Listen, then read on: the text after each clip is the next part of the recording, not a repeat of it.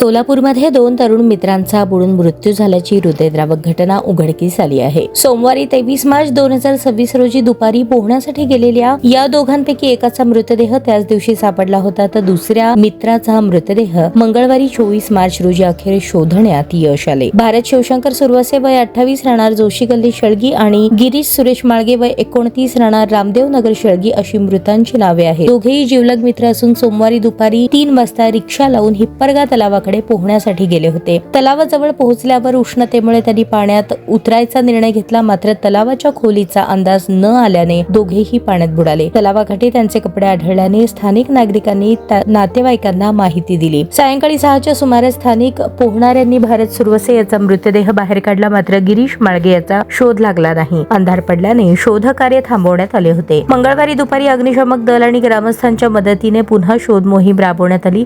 अखेर सुमारे 12 वाजता गिरीश माळगे याचा मृतदेह तलावातून बाहेर काढण्यात आला. या घटनेमुळे शेळगी परिसरात शोककळा पसरली असून दोन्ही कुटुंबांवर दुःखाचा डोंगर कोसळला आहे. हॉस्पिटल परिसरात नातेवाईक आणि मित्रांचा आक्रोश पाहून उपस्थितांनाही अश्रू अनावर झाले. या दुर्दैवी घटनेच्या पार्श्वभूमीवर तलाव व नद्यांमध्ये पोहताना नागरिकांनी विशेष काळजी घेण्याचे आवाहन करण्यात आले आहे.